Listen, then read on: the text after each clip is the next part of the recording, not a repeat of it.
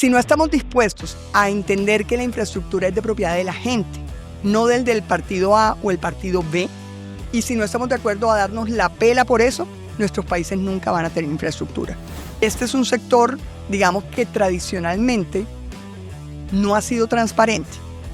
Entonces, no es solo que haya corrupción, y en eso yo estoy de acuerdo contigo. Yo no creo que la corrupción vaya en el ADN. Y mi principal mensaje es eso, que tienen que entender los presidentes que la infraestructura no puede tener partido político y que tiene que tener una visión técnico-política, y en ese sentido tiene que entender que no puede llegar un ministro que simplemente sienta que le dé el favor a alguien y que simplemente le tiene que pagar a alguien ese favor, porque si eso es así, es imposible mantener y hacer lo que nosotros hicimos.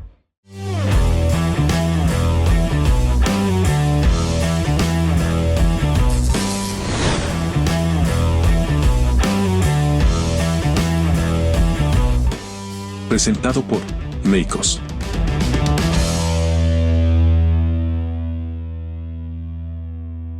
Bienvenidos a una edición más de Republicast. Hoy me acompaña en la moderación nuestro editor de política, Alejandro Palmieri, y una invitada muy especial, Ángela María Orozco. Ángela María fue ministra de Transporte durante el gobierno de Iván Duque, y precisamente por la experiencia y el liderazgo que ella demostró en ese periodo de tiempo específicamente, abogada pero técnica de carrera, que de una u otra forma se fue formando, valga la redundancia, en gestión pública, logró pues marcar una huella en las instituciones públicas colombianas, pero no solo en ello, sino en la ejecución real de obra pública en el país. Así que, Ángela María, bienvenida a Guatemala y bienvenida a República. Muchísimas gracias por la invitación a compartir este podcast y además el panel en el que voy a participar mañana. Muy contenta de estar aquí y de compartir nuestras experiencias. Ángela María, Guatemala vive hoy una situación que hablábamos desde que empezamos nuestras conversaciones, una situación a nivel de su infraestructura crítica grave, bastante grave. La red vial no ha crecido de forma sostenida, no solo en este gobierno, sino en las administraciones anteriores. La inversión en infraestructura vial no se ha priorizado. La estrategia de cada gobierno para enfrentar la ejecución de infraestructura vial es hacer un borrón y cuenta nueva, y básicamente lo que hizo la administración anterior no importa, lo tiro a la basura y veo yo que empiezo a hacer. Decimos siempre que somos un país sobrediagnosticado porque tenemos cualquier cantidad de estudios hechos por socios de la banca multilateral, por algunos socios cooperantes, países amigos de Guatemala, algunos regalados, otros pagados.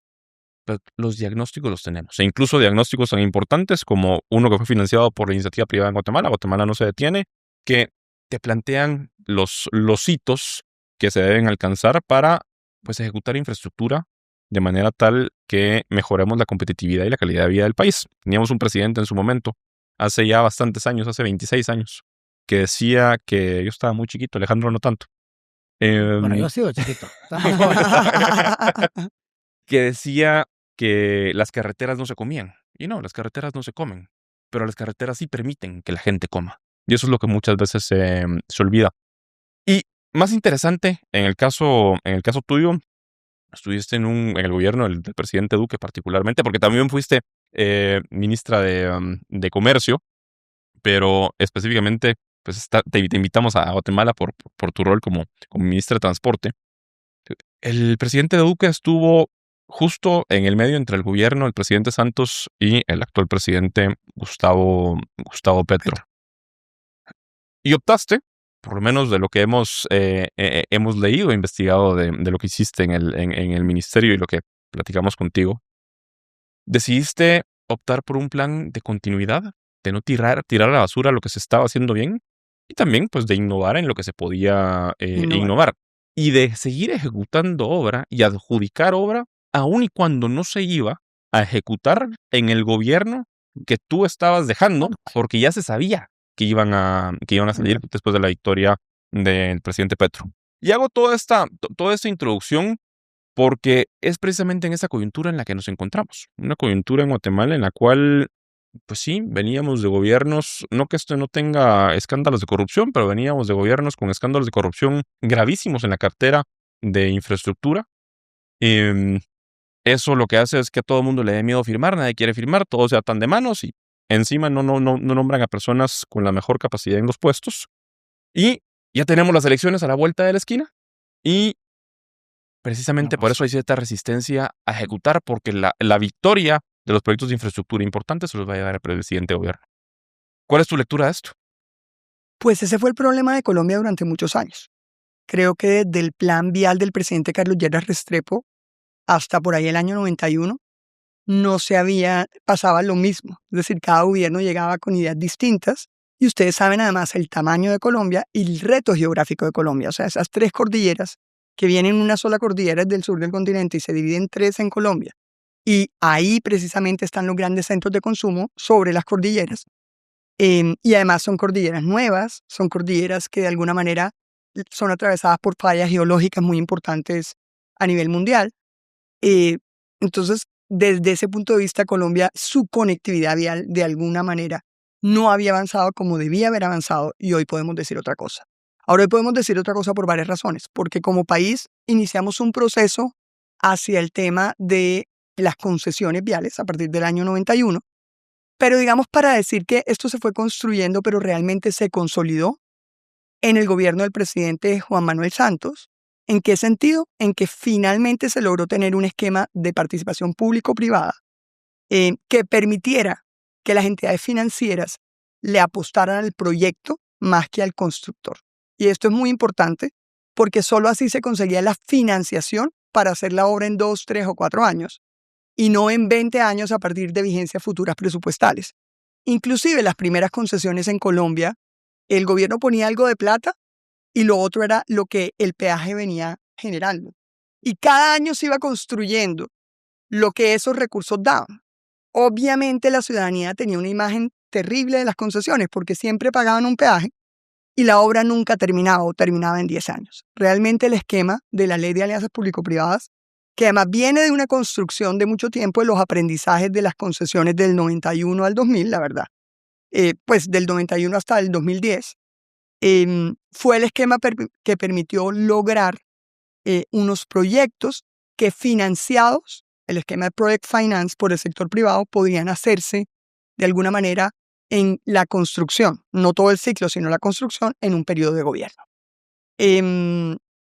Y ese logro, digamos, yo llegué a enfrentarlo porque en ese gobierno, en esos 8 años, por primera vez en Colombia se realizó un gran programa que se llama la cuarta generación de concesiones. El nombre lo dice.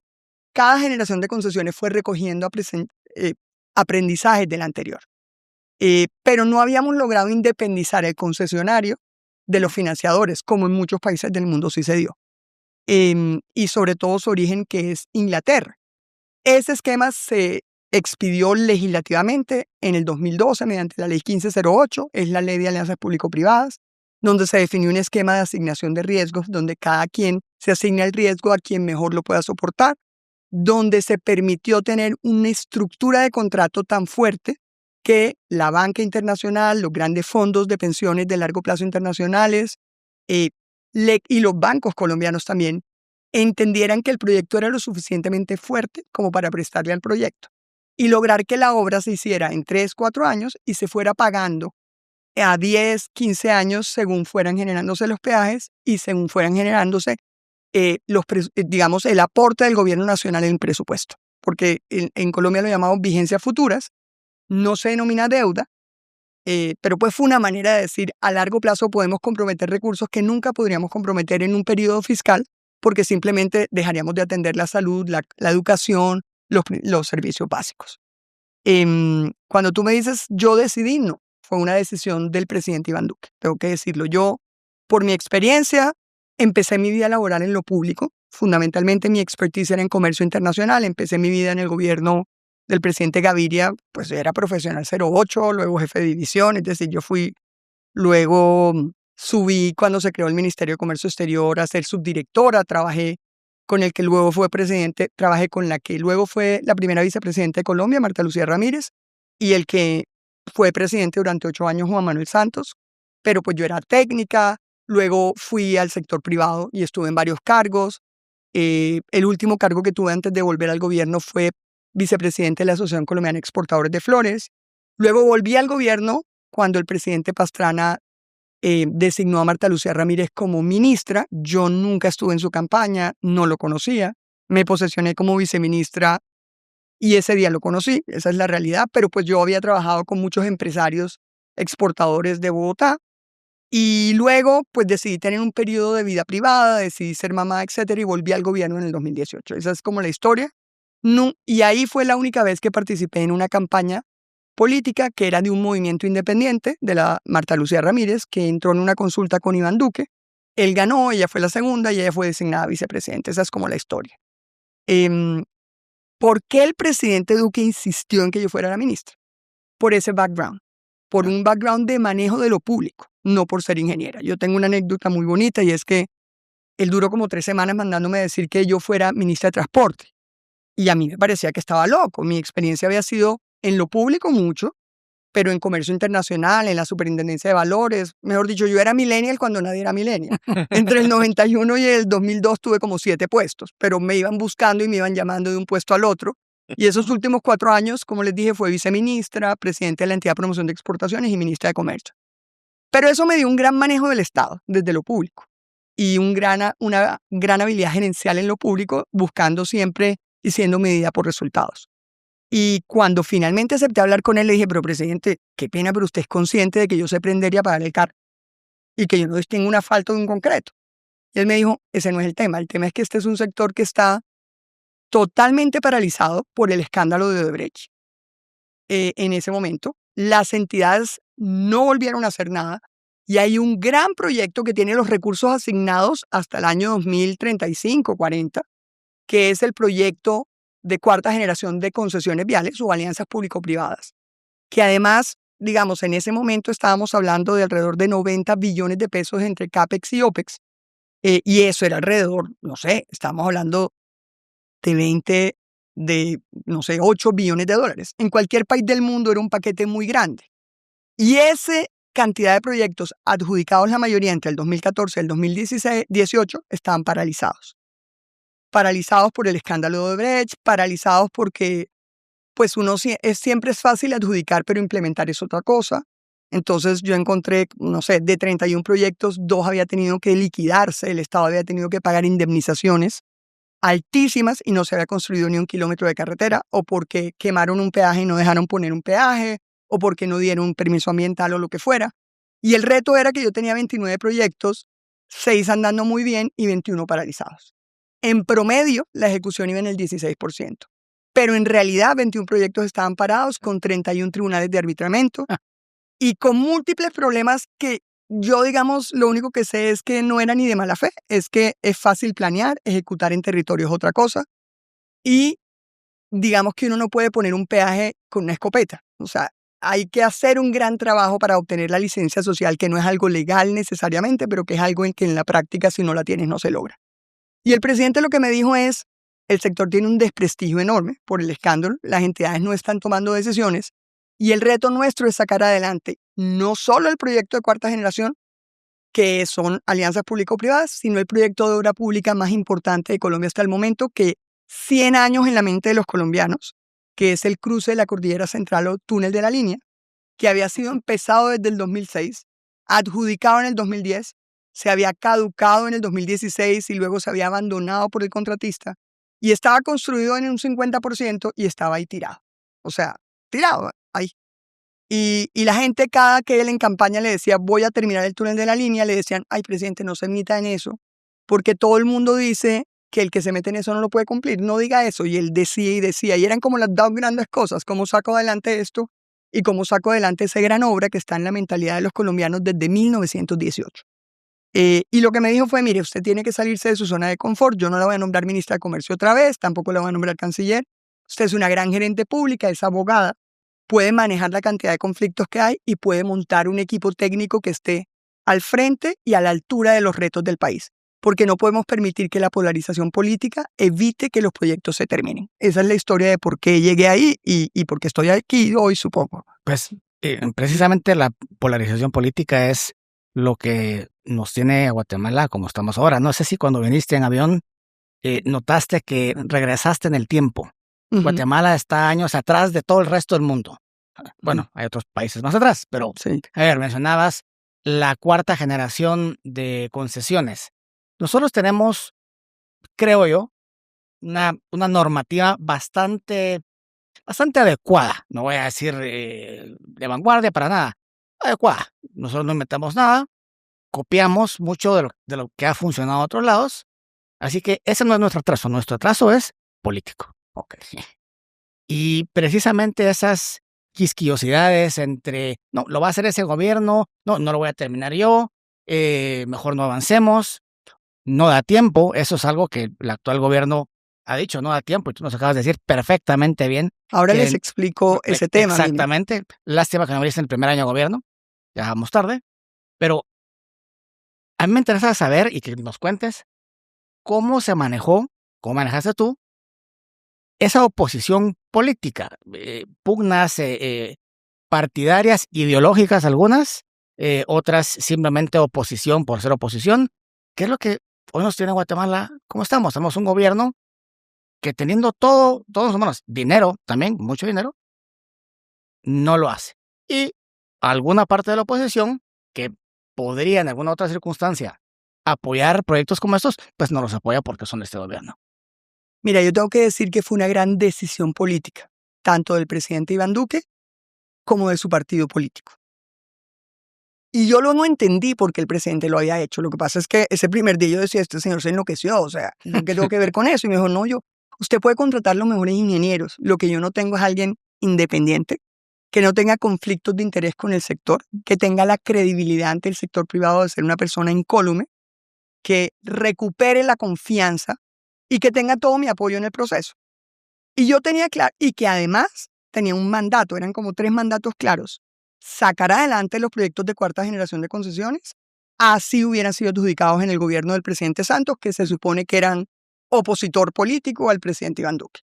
Sacar adelante el túnel de la línea, tratar y construir una gran relación con los transportadores, porque el Ministerio de Transporte en Colombia involucra infraestructura y transporte. Y con los transportadores me refiero no a las grandes empresas, a los gremios de camioneros que son los dueños de los camiones.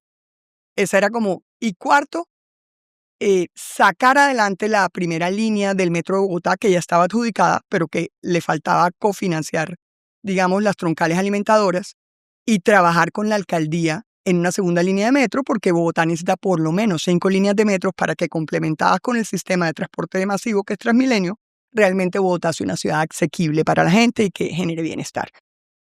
Esa fue su visión y lo hizo, y tengo que decirlo a pesar de que entiendo que mucha gente llamaba a decir que cómo me iban a nombrar a mí, que yo nunca había estado de acuerdo con la reelección. Y es verdad. Yo he sido una técnica, yo he trabajado en varios gobiernos, pero yo nunca estuve de acuerdo con la reelección. Y eso no significa que yo personalmente descalificara al presidente Álvaro Uribe, no, sino que no me parecía. Y tengo anécdotas muy bonitas de eso. Y a pesar de todo, él dijo, necesitamos sacar adelante el sector. No necesitamos hacerle caso. Y para eso toca trabajar con todo el mundo. Y el no tener un partido político específico, sino haber trabajado como técnica en el gobierno del presidente Gaviria, luego con una connotación técnico-política en el gobierno del presidente Pastrana, y haber ejercido presidencias de gremios, haber estado en el sector privado, porque yo durante mucho tiempo pues decidí ser mamá y tenía una firma de consultoría y estaba en muchas juntas directivas, pues le daba a él la tranquilidad de que yo tenía esa capacidad de gerencia pública. Yo entendí, y esa fue nuestra conversación, que yo le iba a proponer las cabezas de las entidades. Para que la escogiera, pero yo tenía que proponer personas que yo supiera que estaban en la capacidad técnica de sacar adelante los temas. Yo no iba a aceptar un cargo donde me tocara entregar políticamente las entidades. Porque, pues, les soy franca, yo ya había sido ministra a los 33 años. Yo ya había hecho el check. O sea, si era por ser ministra, yo ese check ya lo había hecho. Y yo no me iba a arriesgar a tener un problema como le pasó, por ejemplo, al director de la Agencia Nacional de Infraestructura, que estoy segura que es un hombre impecable, pero por excederse en su confianza de que podía manejar la clase política, terminó de alguna manera con un proceso penal en Colombia. Y no por la persona más decente y capaz, pero por un exceso de confianza y por no haber tenido experiencia en lo público. De hecho, había sido educado en Estados Unidos, era con los más altos estándares en las mejores universidades y era el socio en Colombia de una de las grandes firmas de consultoras del mundo. Pero esa falta de experiencia terminó en algo que él no tiene la culpa, pero terminó en un tema que terminó involucrado en algo que estoy seguro que él nunca se benefició. Entonces yo tenía como esa mezcla. Yo que sabía, desde el principio entendí que si él me respaldaba, yo le proponía a los candidatos y él me respaldaba en los nombramientos, yo tenía que dedicar gran parte de mi know-how a lo que se llaman los social skills. A mí me tocaba atender todo el Congreso, porque estas concesiones atravesaban por lo menos 20 departamentos del país o 22 departamentos de los 32 del país. Y así se odiaran en el Congreso, todos los partidos que se odiaran o que tenían posiciones divergentes llegaban al despacho del ministro a gritarle porque las obras estaban paralizadas. O sea, para eso sí se ponían de acuerdo. Allá en el Congreso se mataban, pero llegaban a mi Eso pasa oficina. acá también. Los paralelismos son simpaticísimos. Sí. Entonces, digamos que cuando el presidente me insistió, yo al final le dije, bueno, pero lo importante es que usted tenga claro que yo aprendo rápido, que yo le presento a las personas, pero que me dé, digamos, la independencia de poder sacar adelante esto trabajando con todos los actores. Me dijo él, eso es lo que yo quiero. Entonces, lo primero fue como esa gran decisión política. Lo segundo fue mi disposición. Mi disposición a entender que a mí nunca me ha gustado la política electoral, no me gustaría estar en el Congreso, o sea, siempre he sido como funcionaria pública, pero por vocación de servicio, pero tenía que respetar el Congreso. Y una de las cosas que yo entendía era que yo tenía que atenderle a todo el mundo sus problemas locales, así no tuviera solución, de cualquier partido que fuera, porque el solo hecho de ponerle la cara a la gente, de atenderla y de alguna manera entender que estaban peleando por su proyecto regional, me permitía generar una confianza para que me apoyaran posteriormente en sacar adelante el proyecto. Porque el proyecto tenía que tener una mezcla de cosas, entre esos la licencia de las poblaciones aledañas. Y quien más relación tiene con las poblaciones aledañas son los congresistas.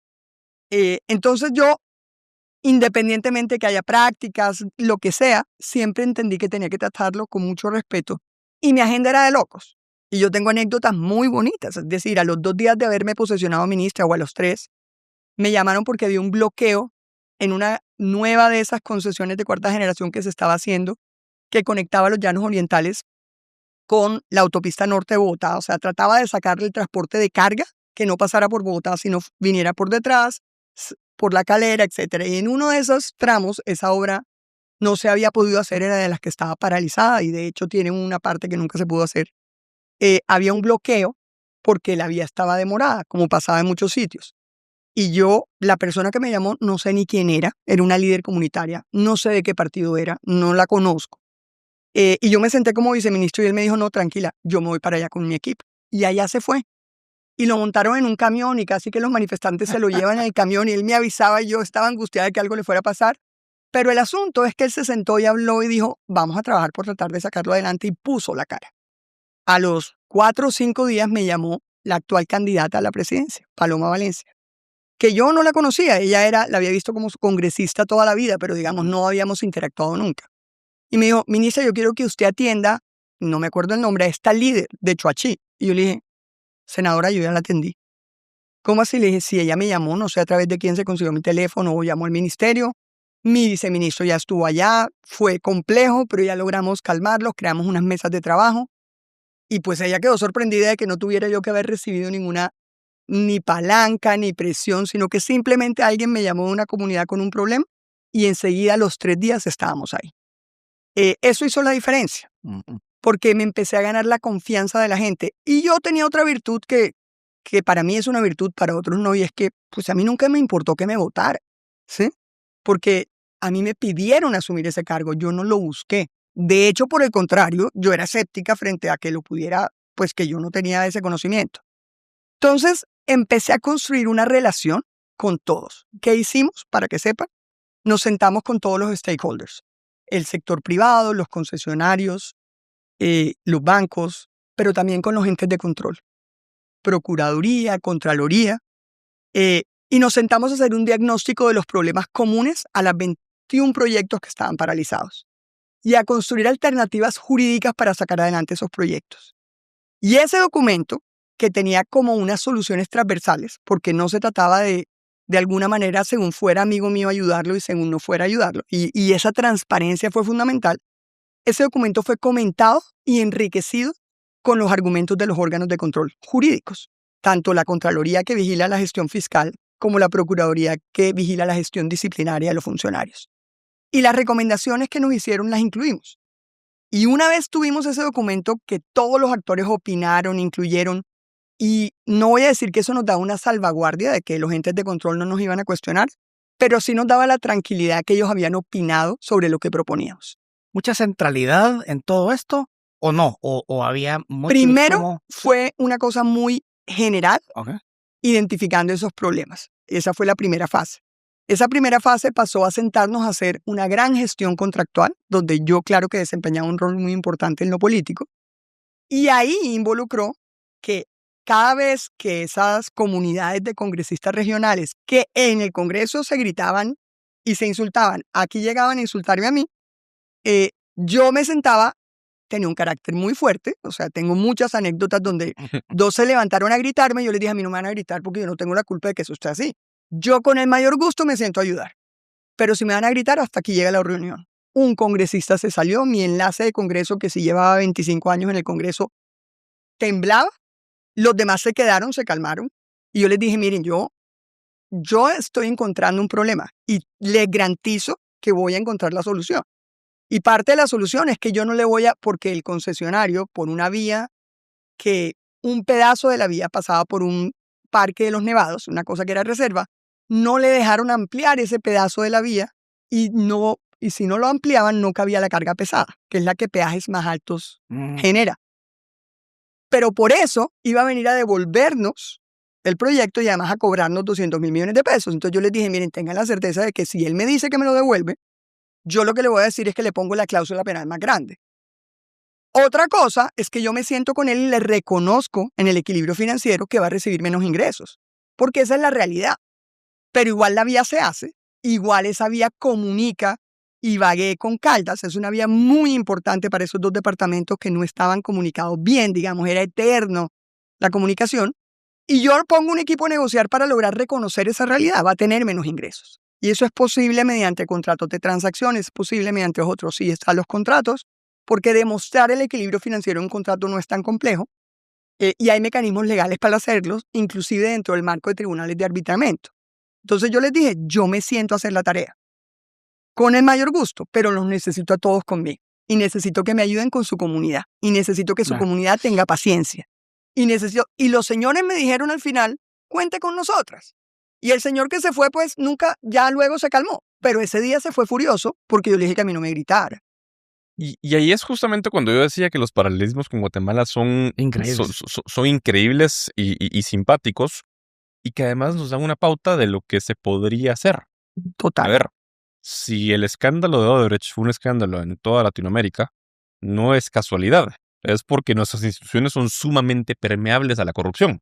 Yo, y no es que sea fatalista, pero siempre me he decantado por la teoría de la opción pública que donde hay poder tiende a haber corrupción. Y eso va a ser natural a cualquier gobierno. Tal vez no a nivel de las cabezas, pero sí a nivel de mandos medios o los mandos más bajos. Acá hay dos temas que me gustaría pues, preguntarte. Uno es, mencionaste que encontraste un ministerio destruido y la confianza en la percepción de la gente. En la percepción de la gente por la desconfianza que genera la institución. Lo mismo es acá. Este presidente llegó al gobierno, el presidente Bernardo Arévalo llega al gobierno con una percepción de que, ni siquiera con un discurso de que había corrupción por todos lados y de que el Ministerio de Comunicaciones, que es el Ministerio de Obras Públicas, era el lugar que funcionaba como botín, una institución que funcionaba como botín político para repartir obras y por ende comprar voluntades en el Congreso. No que no fuera cierto. Pero eso sí, percepción y realidad. Sí, no que no fuera cierto. La confianza en esa cartera estaba completamente destruida. Uno, ¿cómo limpiaste la cartera? Y te lo pregunto de actores que pudieran haber estado involucrados en el escándalo de corrupción de Odebrecht o en cualquier otro escándalo de corrupción. Porque este gobierno, habiendo tenido la oportunidad siquiera de denunciar concretamente quiénes eran esos actores que decían ellos que operaban adentro del ministerio, a la fecha no hay una sola denuncia puesta por el gobierno por corrupción de actores que hoy por hoy siguen operando dentro del ministerio, número uno. Y número dos, pues esa es la primera pregunta, ¿cómo manejaste la situación de corrupción interna en la institución? Porque, pues nuevamente, yo creo que hemos tenido ministros, no me atrevería a meter las manos al fuego, este gobierno ha tenido 5 ministros de obras públicas en 2 años. Había una rotación abismal en ese ministerio. yo me atrevería a decir que tal vez algunos de ellos no han sido corruptos, pero no han sabido manejar la corrupción y el bagaje que les dejaron gobiernos anteriores. Número uno. Y por Mira, otro lado, ok. y solo para aterrizar la pregunta, mencionabas un tema de cómo cómo los diferentes diputados, congresistas que se jalaban el pelo en el Congreso, a la hora de irse a sentar para ver los proyectos nacionales que iban a beneficiarlos, pues la forma en la que operaban era distinta. Y yo sí veo que a diferencia de Guatemala, hay una visión de país y una noción de visión país que se comparte a lo largo y ancho del espectro político, que de alguna forma permite que esa agenda de competitividad, esa agenda de desarrollo, con sus bemoles y con sus problemas y con su oposición a determinadas partes de la agenda, determinada parte de la agenda, trasciende justamente a los gobiernos, precisamente porque existe una visión que va más allá. Y es algo que se ve a nivel de todos los países, no todos, pero en muchos países suramericanos. El caso de Chile también es un caso paradigmático. Pues empiezo por la respuesta más corta, que es la segunda pregunta. La verdad, Colombia ha tenido una institucionalidad público-privada importante durante muchos años, y durante todos esos años, para llegar a la ley de APPs, esto empezó en el gobierno del presidente Uribe, como en el 2007, se empezó a crear en reuniones permanentes de consenso con las regiones y con el sector privado un plan maestro de transporte intermodal. ¿Eso qué buscaba? Escuchar a todos los actores para poder priorizar las obras. Nunca vamos a tener los recursos de hacer todo lo que se necesita, pero que uno dijera, sigamos un norte que diga que vas priorizando así y así, porque de esa manera vas a lograr ver resultados concretos. Si no, no lo logras. Y aquí hablemos de los ciclos. Los ciclos de la infraestructura trascienden todos los periodos de gobierno. Mientras uno hace ese plan maestro de infraestructura que empezó a trabajarse como el del 2008, que se hizo documento como en el 2015, que en nuestro gobierno lo actualizamos, pues esos son muchos años de trabajo con los gremios privados y con los consejos de competitividad regionales que se crearon en Colombia hace muchos años, ¿sí? Y creo que ese es como el Sistema Nacional de Competitividad, que tiene unos consejos regionales. ¿Para qué? Para que las regiones priorizaran cuáles eran sus proyectos de infraestructura más importantes. Eso, que es producto de mucha carpintería y mucho tiempo, logró que la gente, cuando se adjudicaron esos primeros proyectos que se concesionaron, estaba muy esperanzada en que los proyectos se dieran. Y fue una gran decepción que se estancaran. Entonces, no había cómo los congresistas no representaran las voces de su región. Así se odiaran entre sí en lo político. Pero además, mi experiencia es que no se odian entre sí. Se gritan en público y en privado se toman trago, ¿sí? En privado se dan la mano. Entonces, pero bueno, ese no es el tema. No había cómo no, porque eran proyectos de muchos años. Entonces, lo primero es eso. Para decir, esa fue la forma. Tenemos un plan maestro que incluye una cantidad de proyectos enormes, que además son muchos gobiernos para lograrlos, pero tiene como una priorización de recursos, de cuáles son los primeros. Ahí, de alguna manera, esa es la razón por la que con los congresistas era sencillo que a uno se sentaran a gritarle a uno porque era culpa de uno. Sí es. Lo segundo es que el gran es, yo no voy a decir que corrupción no haya en el sector. Este es un sector susceptible a la corrupción, obviamente. Y este es un sector, digamos, que tradicionalmente no ha sido transparente.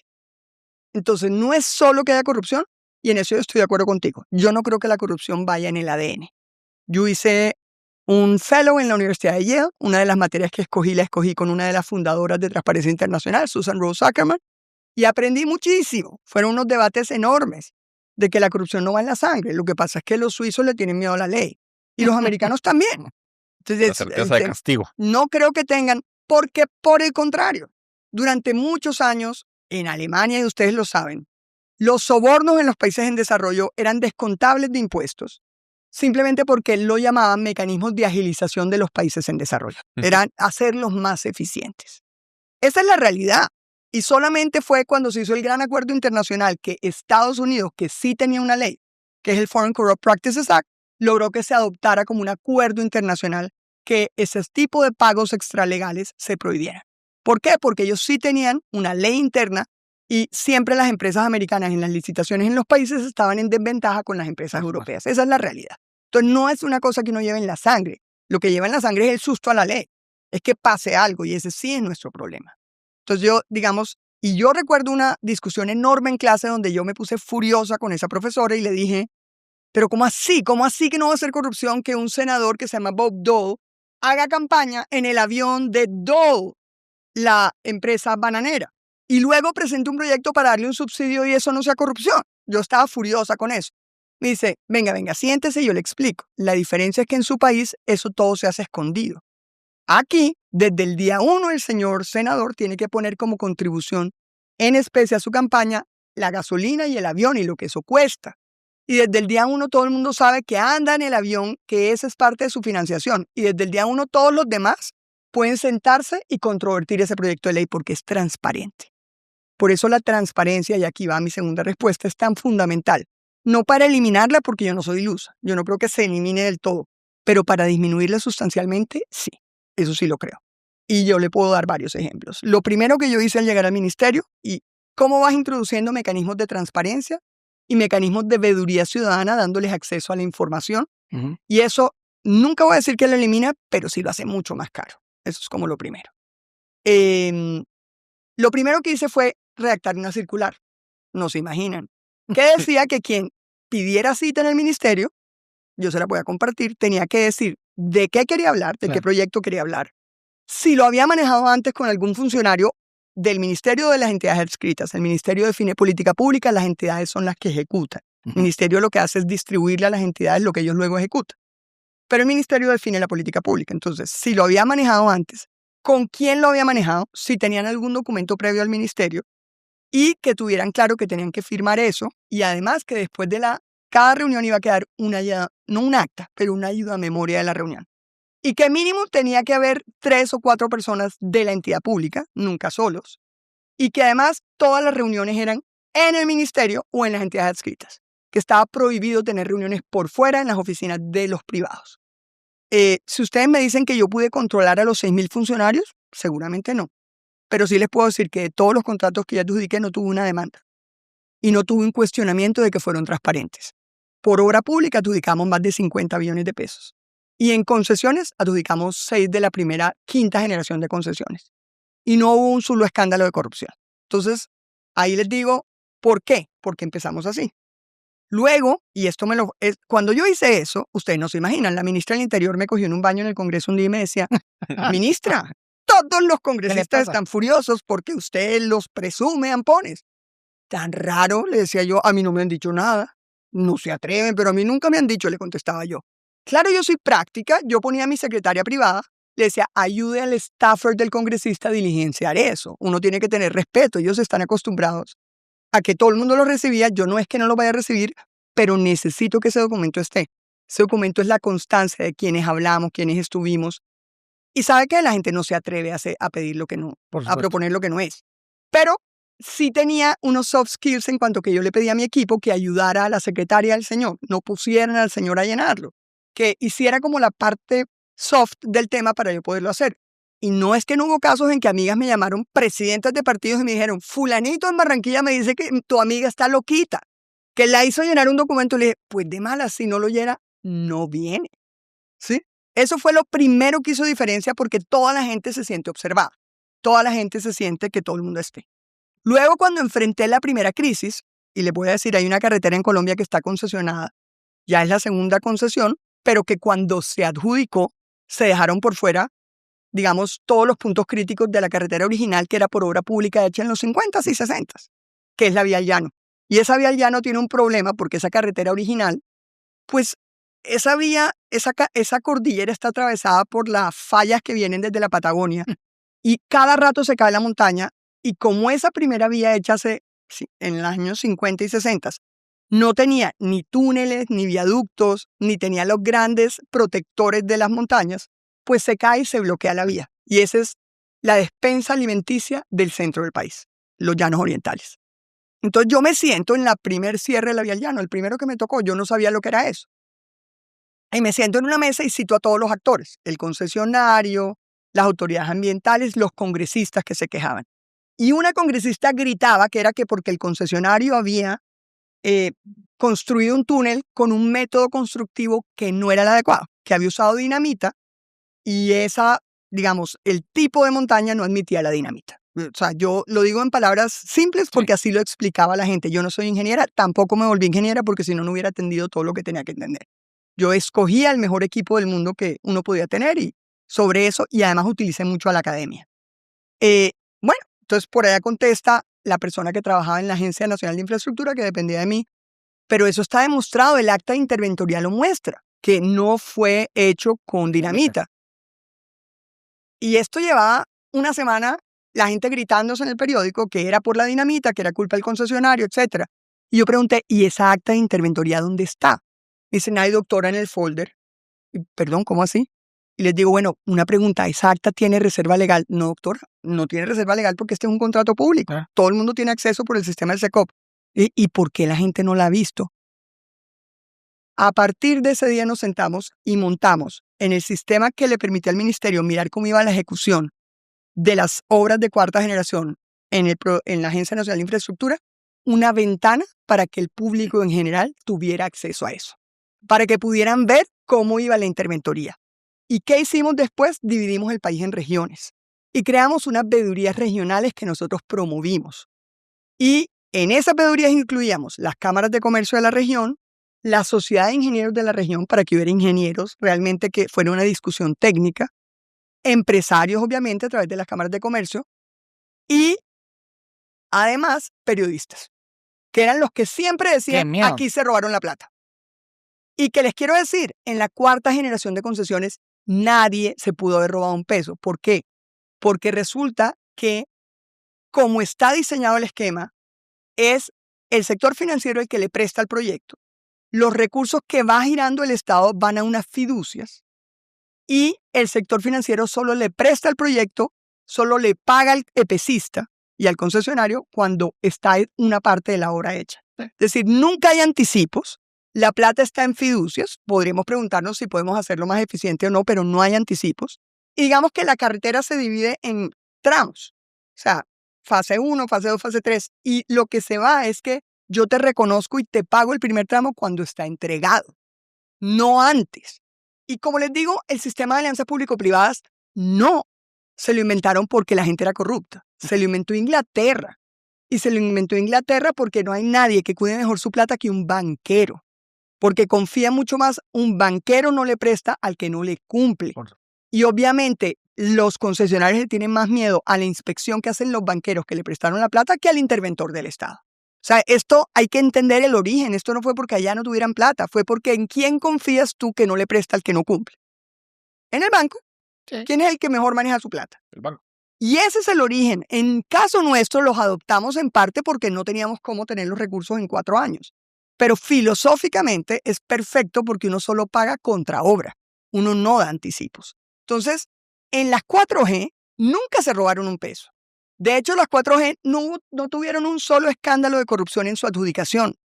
Odebrecht era una vía que se llama Ruta del Sol 3, no era 4G, era tercera generación de concesiones, no tenía contrato de crédito, no tenía financiadores independientes que financiaban el proyecto, era un esquema distinto, un esquema típico de concesión de generaciones anteriores que no generaba la confianza en el sector financiero para prestarle la plata. No puedo dejar de hacer mención del paralelismo y cómo un simple cambio de letra puede hacer la diferencia.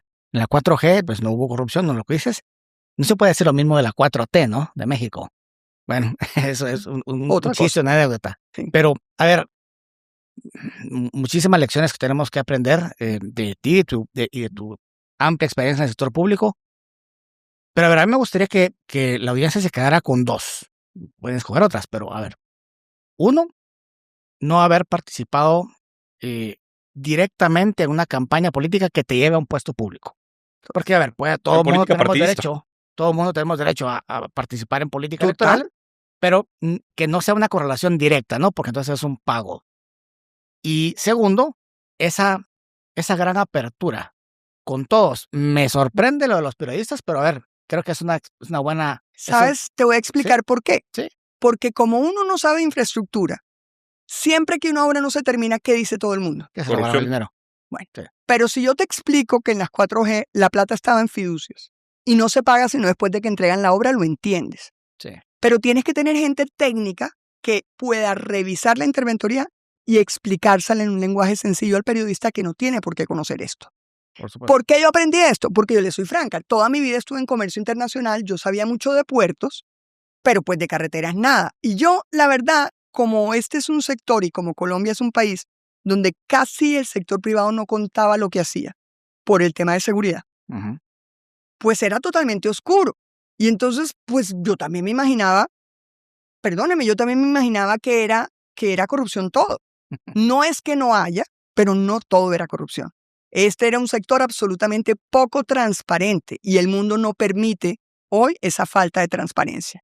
Y uno sí puede saber cuándo ha habido y cuándo no ha habido, pero lo que uno sí puede hacer es meterle todos los elementos de transparencia que hagan mucho más difícil la corrupción. Y eso es lo que le enseñan a uno cuando uno estudia materias como corrupción, democracia y desarrollo económico. María, tenemos que ir cerrando y yo solo quisiera pedirte un mensaje final.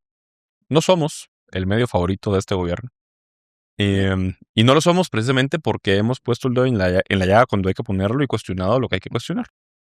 Y digamos que la oficina de prensa del presidente Arévalo a la fecha nos tiene cerradas las puertas porque hemos sido bastante críticos de la falta de acceso a la información y la falta de transparencia que este gobierno ha tenido, pese a que pues, fue algo que prometieron. Que, a ver, va desde negarle entrevistas a nuestros periodistas hasta negarnos información que se solicita por medio de la ley de acceso a la información pública, que es el mecanismo institucional, hasta incluso algo tan importante, una indolencia tan fuerte para con los guatemaltecos, no para con nosotros, para con los guatemaltecos, que es el negarse sistemáticamente a participar y ser la única autoridad involucrada en la solución, una de todas las autoridades involucradas en la solución del problema de la movilidad en Guatemala, que es el Ministerio de Comunicaciones, que a un día del evento no han dicho ni sí ni no, ni han sido completamente evasivos respecto a confirmar la participación de la ministra de Comunicaciones en el foro. Y tú dijiste algo y es que tú pusiste la cara y que lo que marcó la diferencia es que tú pusiste la cara. Siempre. ¿Qué le dirías a este gobierno que particularmente a quien lo cuestiona y a quien cuestiona precisamente el poco avance que ha habido en infraestructura vial se esconde? Miren, yo les diría 3 cosas. Que sí se puede, que depende de una gran voluntad política, que los ciclos de la infraestructura, mientras uno identifica la necesidad, hacen los estudios y diseños que son buenos, son 2 o 3 años. Mientras uno consigue los recursos y adjudica, se le fue un gobierno.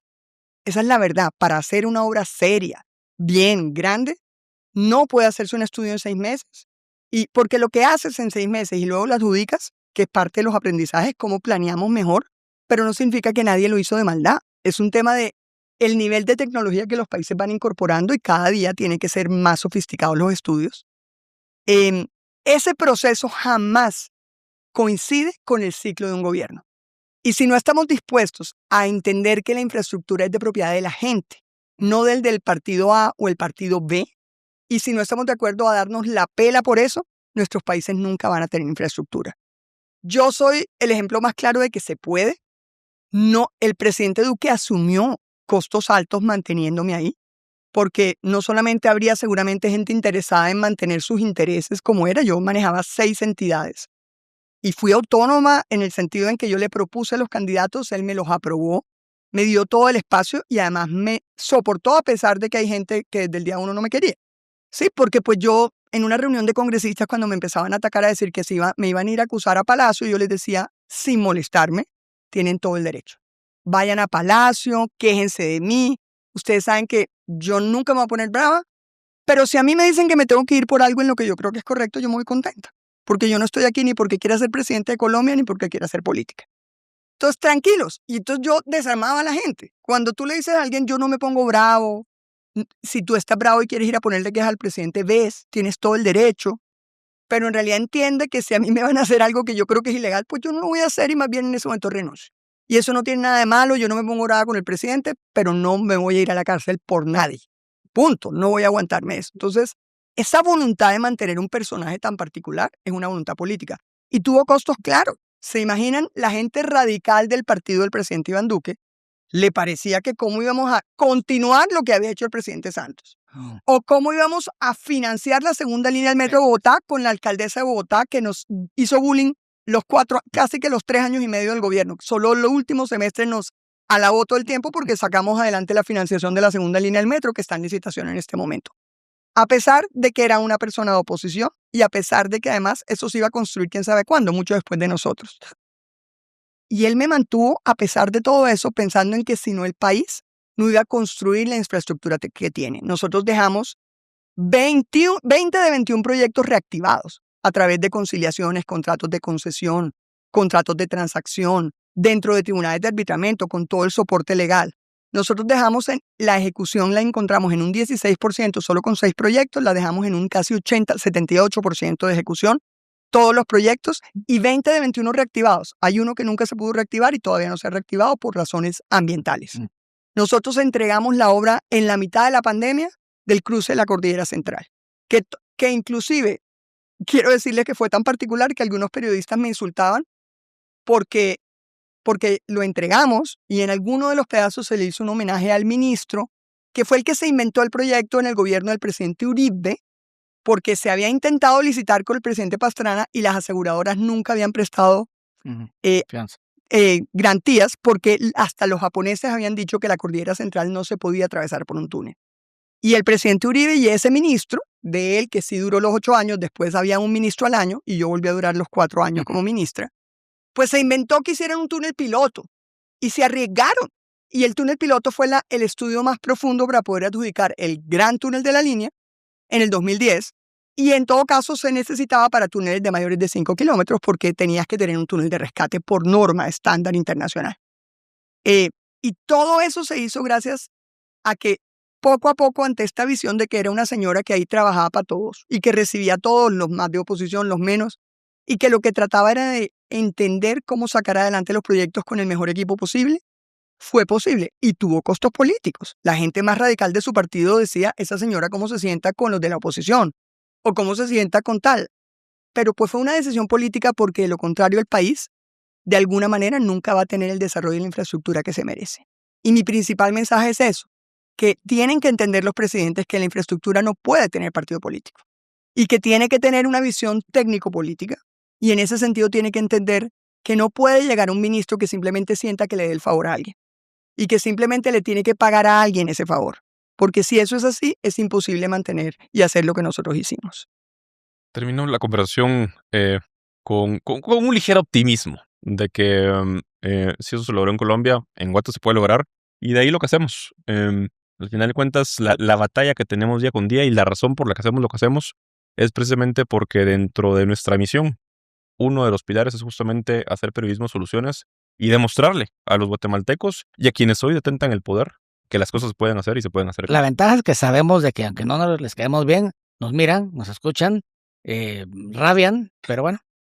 Ángela María, muchas gracias por acompañarnos y ojalá nos acompañen mañana en nuestro Summit de Infraestructura. Esto tan solo es un aperitivo introductorio a lo que nos espera mañana, 25 de marzo, de 2 a 6 de la tarde en Avia. Gracias por acompañarnos. Presentado por Meicos.